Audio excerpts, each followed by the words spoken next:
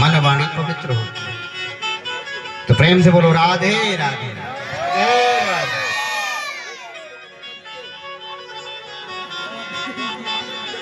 कहते हैं शुक्राचार्य जी के कहने से राजा बलि ने 99 यज्ञ किया और ब्राह्मण प्रसन्न हो गए। ब्राह्मण अगर प्रसन्न हो गए तो समझो, ब्राह्मण प्रसन्न हुए और ब्राह्मणों ने प्रसन्न होकर राजा बलि को एक ऐसा दिव्य तेजोमय रथ प्रदान किया कि राजा बलि जब उसमें बैठकर चलते तो सारे देवता घबरा गए। और देवताओं की, अब बताइए, देवता घबरा गए तो देवताओं की माता आदिति भी घबरा गई, बड़ी चिंता में आ गई। हे भगवान, अब मेरे पुत्रों का क्या हो गया। कश्यप जी की आज्ञा पाकर आज अदिति ने पयोव्रत का अनुष्ठान किया।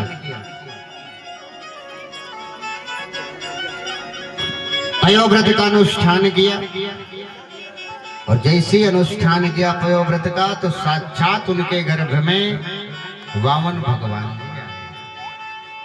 बोलो वामन भगवान की। टम्बटो वामनम दृष्ट्या मोद माया महर्षण। कहते हैं भादों के महीने अभिजीत मुहूर्त मध्याह्न 12 बजे द्वादशी के दिन वामन भगवान का प्रकट हुआ। बोले वामन भगवान की। बृहस्पति ने यज्ञोपवीत दिया, कश्यप ने मेखला, चंद्रमा ने दंड, ब्रह्मा ने कमंडल और कहते कुबेर ने भिक्षा पात्र प्रदान किया और माता पार्वती ने साक्षात भिक्षा डाली। बोले जाओ तीनों लोगों की संपत्ति लेकर आओ। बृहस्पति ने कहा मुझे तीनों लोगों की संपत्ति चाहिए। वामन भगवान ने वामन रूप बनाया और राजा बलि के द्वार पर पहुंच गए। यज्ञ कर रहे थे राजा बलि, जैसे भिक्षा की याचना करी तो शुक्राचार्य जी ने हाथ पकड़ लिया राजा बलि को। ए, कहां जा रहे हो, इसको कुछ मत देना। ऐसा ब्राह्मण मैंने कतई नहीं देखा, ये 100% कोई छलिया है आया है, ये छल कर तुम्हें चला जाएगा।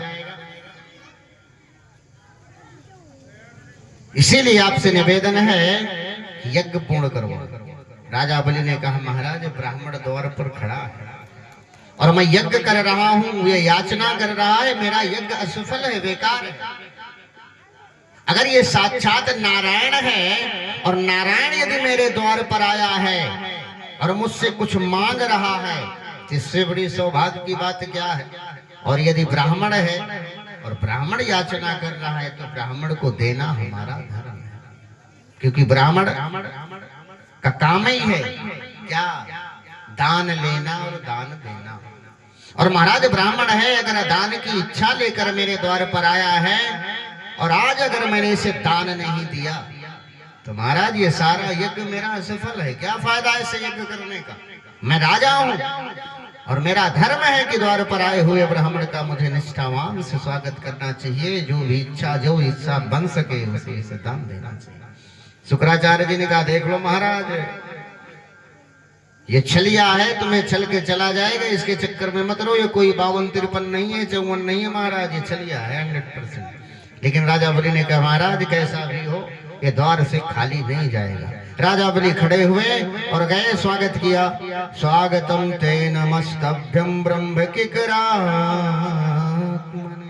हे राजन, हे ब्राह्मण देवता, आपका दिव्य स्वागत है, बताइए किस भाव से आना हुआ। बोले महाराज हम बड़े संतोषी ब्राह्मण हैं, कुछ इच्छा लेकर आए हैं, ज्यादा बड़ी इच्छा नहीं है। यदि आप देना चाहते हैं तो मात्र 3 पग जमीन दे दो, बस, ज्यादा इच्छा नहीं है। राजा बलि ने कहा महाराज जितने छोटे तुम उतनी छोटी तुम्हारी सोच। अरे इतने बड़े राज दरबार में खड़े हो, इतने बड़े राजा के पास खड़े हो, कुछ बड़ा मांगते। भाई किसी राजा के पास गए और राजा प्रसन्न हो जाए और राजा जी से बोलो महाराज 1 कट्टा टूड़ा दे दो, ये भी कोई मांगना है क्या।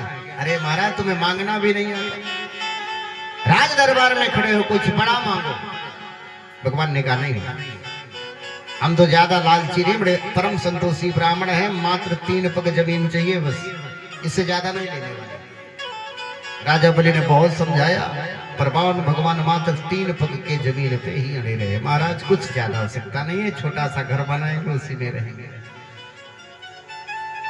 राजा बलि ने कहा ठीक है, अगर आपकी यही इच्छा है तो ना। भगवान ने कहा नहीं महाराज, ऐसे नहीं होगा, बिना संकल्प के कुछ नहीं होने वाला। पहले आप संकल्प लो तब लेके। और जैसे ही महाराज संकल्प लेना चालू किए तो महाराज शुक्राचार्य जी कमंडल के छिद्र में ही प्रविष्ट कर गए कि जल ही नहीं निकलेगा, गिरेगा तो महाराज संकल्प कहां से हो। कहीं कहीं होता है ना, दान देने वाले का पेट कम घबराता है और पड़ोसियों का ज्यादा पेट दर्द करने लगता है। भगवान कितना खिलाए जा रही है, पंडितों को ही खिलाए जा रही है। याद कर लेना, दान करने से कभी भी किसी को खिलाने पिलाने से वर्चस्व की कमी नहीं होती। कुछ लोग सोचते हैं अरे क्यों खिलाएं। खिलाने से यदि जिसके दरवाजे पर हमेशा संत महात्मा ब्राह्मण आदि खाते पीते रहते हैं, उनके दरवाजे में यश कीर्ति वैभव बढ़ता रहता है। खिलाने पिलाने से, दान करने से कभी धन संपदा की कमी हो ही नहीं। भगवान ने शुक्राचार्य जी जैसे चित्र में प्रविष्ट किया, और कोई दान दे रहा हो तो उसे रोकना भी नहीं चाहिए, तो उसका परिणाम बड़ा घातक होता है। अब कोई दान करना चाह रहा हो और कोई गया और मना कर दिया, ये क्या कर रहे हो सब, महाराज उसका परिणाम भी बड़ा घातक हो जाता है। दान अगर कोई कर रहा है तो कभी उसका हाथ नहीं पकड़ना चाहिए, अच्छे से दान करो महाराज, दान ही तो कर रहे हैं। दान देने से धन पवित्र हो जाता है। शुक्राचार्य जी जैसे प्रविष्ट किए, भगवान ने एक कुशा उठाई और महाराज आपको पता ही है, शुक्राचार्य जी के आंखें फूट गई। बोले महाराज लेना एक न देना दो, क्या फायदा। संकल्प हुआ, देने वाला कोई और लेने वाला कोई, फालतू में हम अपनी आंख खुलवा दी। शुक्राचार्य जी चले गए। भगवान आज संकल्प हुआ, और जैसे ही महाराज संकल्प हुआ तैसे ही भगवान ने विराट रूप धारण किया। शशंख चक्रम सकिरीट कुंडलम सफेद वस्त्रम सहसा, ऐसा विराट रूप प्रभु ने धारण किया कि महाराज 2 ही पग में सारा संसार नाप लिया, पूरा आकाश न भगगन मंडल, और एक पैर में धरातल समस्त लोगों को नाप लिया। प्रभु की माया। तीसरा पैर रखे कि कहीं संसार में जगह नहीं बची, जब 2 ही पैर में सब कुछ नाप लिया। भगवान ने कहा राजन तीसरा पैर कहाँ रखो। राजा बलि समझ गए कि आप धर्म, ये परम ब्रह्म परमात्मा है। बलि ने कहा प्रभु दान देने वाला बड़ा होता है और लेने वाला छोटा होता है, क्योंकि दान देने वाले का हाथ ऊपर और लेने वाले का हाथ हमेशा नीचे होता है। तो अभी महाराज हम हैं, आपने अभी हमारी सारी संपत्ति को नापा है, हम तो अभी बच्चे अपने आप को थोड़ी ना दान दिया। महाराज प्रथम तृतीय गुरु शीर्ष में निजम। हे महाराज मेरी इच्छा भी है कि आप तीसरा पैर मेरे सर पे रखें और आप मुझको भी दान के रूप में। भगवान प्रसन्न हो गए, धन्य है राजा, तेरे जैसा दानी भी मैंने कतई नहीं देखा। जब हम दान की बारी आती है ना और दान के बारे में ढूंढते हैं तो एक एक का सिक्का ढूंढते हैं, काश मिल जाए आरती के लिए। भगवान ने अगर दिया तो दान में कतई नहीं, क्योंकि भगवान ने ही तो दिया है। जिस दिन प्रभु को हरण करना होगा पलक झपकते ही कौन सी ऐसी सारे धन की संपत्ति की महाराज कहां से निकल जाए, लक्ष्मी किसी की एक होके नहीं रही, कब निकल जाए कोई भरोसा नहीं है। तो दान देने में कतई कंजूसी नहीं करनी चाहिए। राजा बलि ने सर्वत्र निछावर कर दिए लोग, पर भगवान भी वैसे ही नहीं है। भगवान ने कहा सुनो राजन, तुम्हारे जैसा दानी हमने नहीं देखा।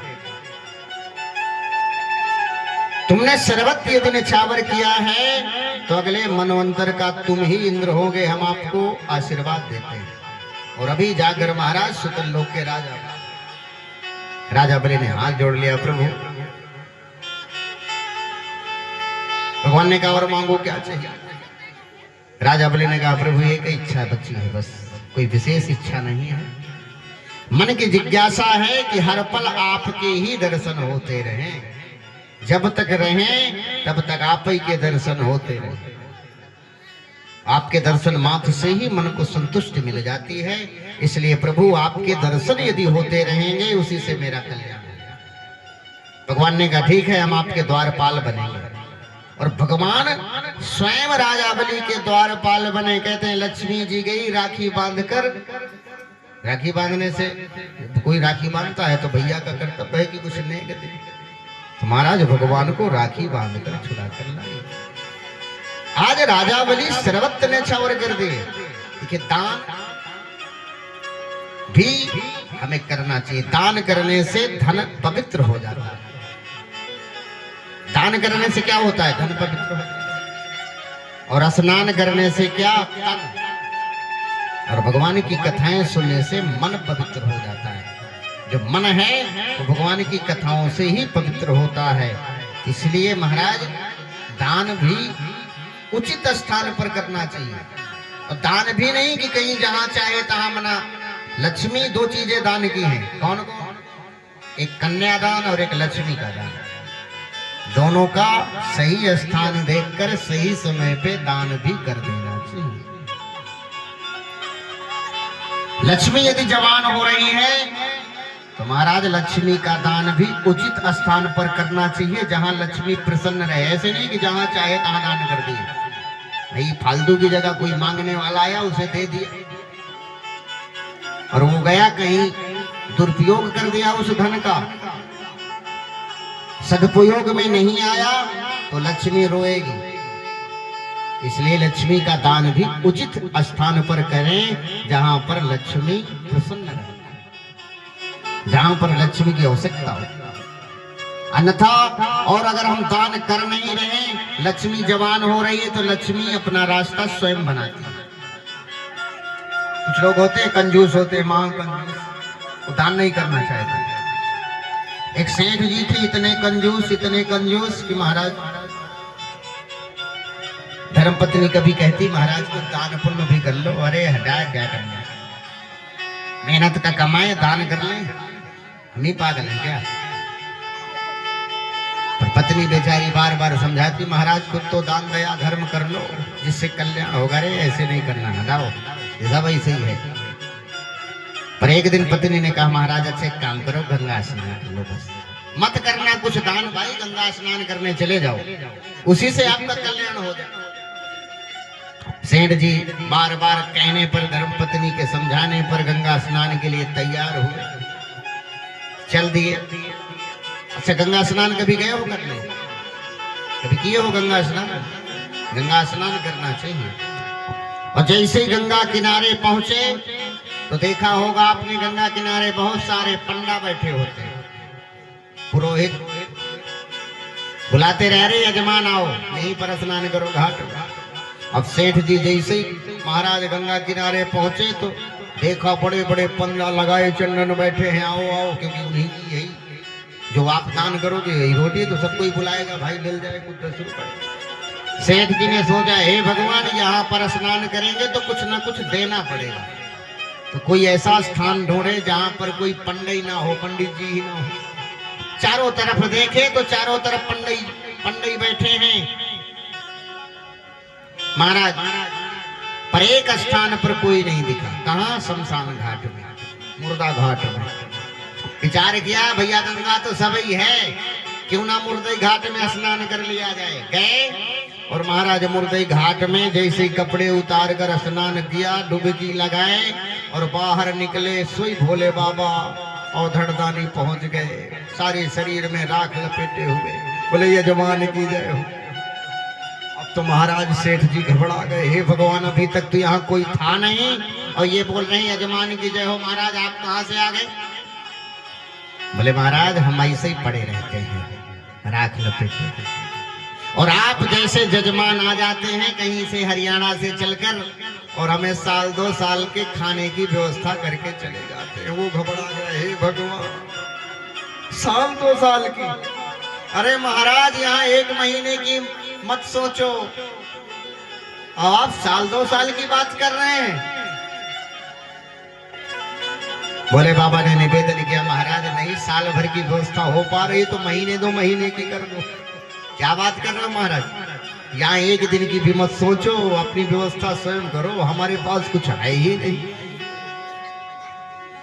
लाख समझाया भोले बाबा ने, देखो गंगा स्नान करने आए हो, कुछ ना कुछ दान करना ही पड़ेगा।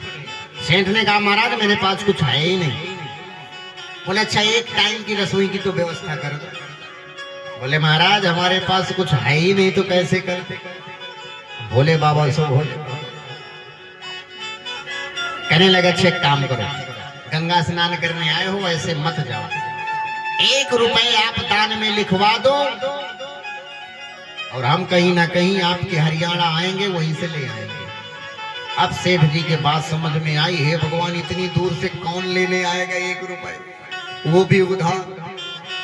पंडाओं के पास जन्म जन्मांतर की कुंडली होती है उनकी डायरी में।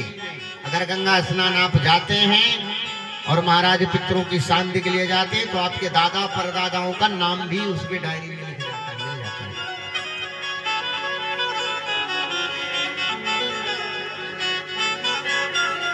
1 रुपए उधार लिखवा दिया, लिख लो अच्छा, कभी आना धनाना तो लेके चले जाना।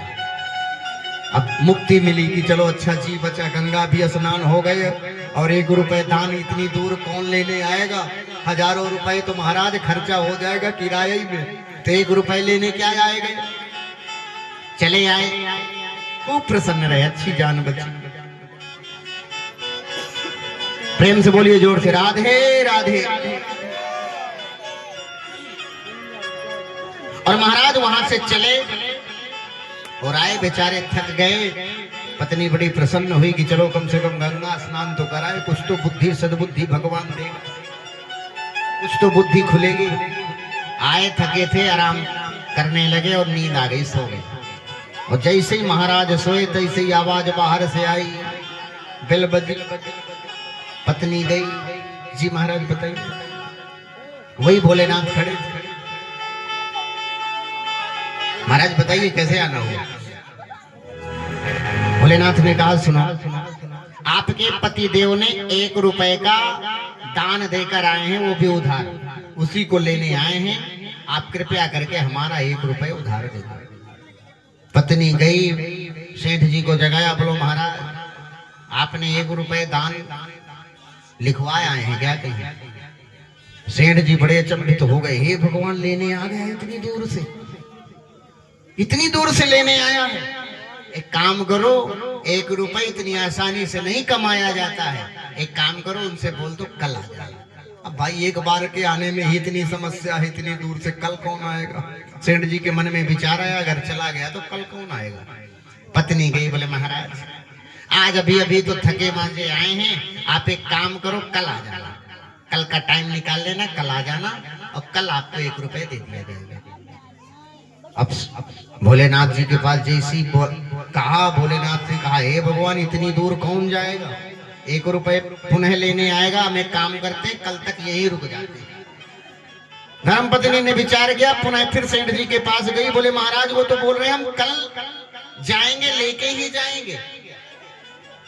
महाराज शाम का खाना ही 1 रुपए से ज्यादा खा जाएंगे, कुछ व्यवस्था करो। अब सेठ जी और घबराए, हे भगवान मेरा 1 रुपए कैसे बचे, क्या करूं। विचार करने लगे, काम करो अच्छा जाओ बोल दो, अभी उनकी तबीयत बहुत खराब है, कोई फायदा है नहीं, आप एक काम करो फिर कभी आ जाना 2-4 दिन बाद, क्योंकि हो सकता है 1 दिन का समय हो यही पड़ा रह जाए, 3-4 दिन की बात कहेंगे तो फिर वापस नहीं आएगा। तो महाराज बोले 3-4 दिन बाद आ जाना। प्रेम से बोलो जोर से राधे राधे राधे राधे। पत्नी गई, बोले महाराज एक काम करो उनकी तबीयत बहुत खराब है, फिर कभी आ जाना, वैसे ही हम समस्या से घिरे पड़े, आप बाद में कभी आना। भोलेनाथ ने कहा ऐसे कैसे होता है महाराज, आए हैं, जब तक तबीयत हमारे यजमान की सही नहीं हो जाएगी तब तक नहीं जाएंगे। अब पत्नी गई पुनः सेठ जी के पास, बोले बोल रहे हैं वो तो संत महाराज बोल रहे हैं जब तक ठीक नहीं हो जाएंगे तब तक नहीं जाएंगे। अब सेठ जी और घबरा विचार कर रहे हैं, हे महाराज आज तो लगता है 1 रुपए चला ही जाएगा। पत्नी से कहा अच्छा एक काम करो, तुम जाके कह दो हे भगवान अनर्थ हो गया, सेठ जी अभी अभी भगवान को प्यारे हो गए, तुम जाओ। पत्नी गई, बोले महाराज बड़ा अनर्थ हो गया। क्या हुआ? बोले महाराज सेठ जी अभी अभी भगवान को प्यारे हो गए, तबीयत खराब थी, गंगा स्नान करके आए, तबीयत खराब हो गई और महाराज भगवान को प्यारे हो गए, रोने लगे। अब तो चले जाएं 1 रुपए के चक्कर में, इतनी बड़ी नौटंकी, सोचो। पर भोले बाबा तो भोले बाबा, हे भगवान ऐसे चले जाएं अपने यजमान को छोड़कर, जब तक दाह संस्कार नहीं होगा तब तक हम जाने वाले नहीं हैं। ऐसे थोड़ी ना चले जाएंगे, इतनी आसानी से छोड़ देंगे क्या? जो हमारे यजमान हैं इतनी आसानी से नहीं छोड़ेंगे। सारी महाराज जैसी पत्नी रोने लगी तो भोले बाबा भेंडी आवाज लगाई, सारा गांव इकट्ठा हुआ। क्या हुआ क्या हुआ? पत्नी रो रही। गए, अब महाराज सब लोग विचार कर रहे हैं, सेठ जी को पकड़ कर लाए। तो महाराज सेठ जी ऐसी सांसें रोक लिया कि महाराज 1 रुपए न जाने पर चाहे जो हो जाए सारे गांव वाले बाहर निकालने लगे। चलो अब गांव वाले हेल्प तो करते ही हैं, भैया जल्दी जाकर इनको विदा करें। कितनी जल्दी होती है जब कोई कि महाराज दिन ना डूब जाए, कहीं सूर्य ना डूब जाए, जल्दी से चिता में आग लगाते हैं, निपटा के चले आते हैं। सारा गांव जब ले जाने लगे तो पत्नी रोने लगी, हे महाराज ये क्या कर रहे हो, ये मरे नहीं है, अभी जिंदा है। गांव की माताएं समझा रही, बहना होने को कौन थामेगा, जो होना है वो हो गया।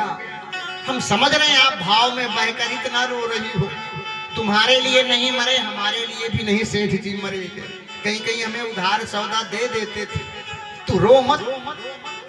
अरे पत्नी बार बार रोए, महाराज वो वास्तव में नहीं मरे हैं, वो जिंदा हैं।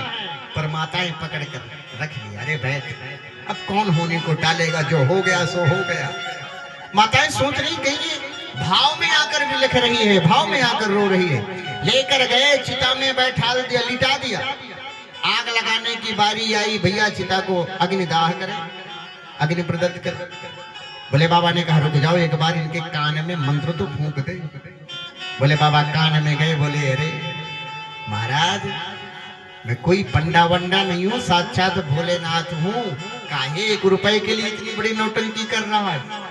और महाराज जैसे सेठ ने आंखें खोली तो कोई भोले बाबा नहीं, वही पंडा जो वहां मिला था, पुनः आंखें बंद कर लिए। महाराज ये तो ऐसे झूठ बोल रहा है, वही पंडा है 1 रुपए वाला, आंखें बंद कर लिया।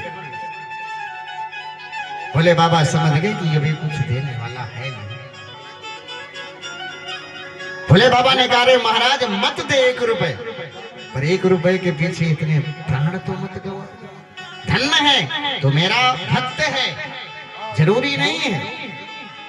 पर महाराज देखिए, यदि लक्ष्मी जवान हो रही है तो लक्ष्मी का दान उचित स्थान पर कर देना चाहिए। नहीं लक्ष्मी क्या करती है, फिर अपना रास्ता स्वयं बनाती है। अचानक रात में पेट दर्द होगा, और जैसे ही पेट दर्द हुआ सुई महाराज जल्दी जल्दी लेके गए, डॉक्टर ने भर्ती करने से पहले ही 50,000 रुपए जमा करवा लेते, कुछ जमा करो तभी होगा इलाज। इंजेक्शन लगे वो अलग, लक्ष्मी गई वो अलग। इसलिए महाराज लक्ष्मी का दान भी प्रेम से सही स्थान पर कर देना चाहिए। और दूसरी दान कौन है, कन्या का दान। कन्या का दान भी बड़ी उचित स्थान पर सोच समझ कर, अच्छा घर बार देख कर सही समय से कर देना चाहिए, अन्यथा कन्या क्या करती है महाराज, वो भी अपना रास्ता अपने हिसाब से बनाती है। किसी के साथ 9 2 11, नाक कटी समाज में वो अलग। इसलिए ये दोनों चीजें दान की हैं और दोनों का उचित स्थान देखकर इनका दान भी कर देना चाहिए। प्रेम से बोलिए राधे राधे राधे। कभी भी दान से हमारा धन पवित्र हो जाता है और स्नान से शरीर पवित्र हो जाता है। और महाराज भगवान के भजनों से मन पवित्र हो जाता है। इसलिए दान में कतई कंजूसी ना करें। आइए सुंदर बावन भगवान जी खड़े हैं आपके द्वार पर। बावन भगवान की सुंदर सी झांकी का दृश्य देखें, प्रभु के दर्शन करें। और बहुत हम भाग्यशाली हैं, साक्षात भगवान स्वयं हमारे द्वार पर आए हैं, जिनको महाराज साक्षात पार्वती ने, कुबेर जी ने भिक्षा पात्र प्रदान किया और माँ जगत जननी माँ पार्वती ने स्वयं भिक्षा प्रदान करी है। आइए उन्हीं प्रभु के दर्शन करते हैं। आइए सुंदर सी मनोहर झांकी बावन भगवान की आप लोगों के समक्ष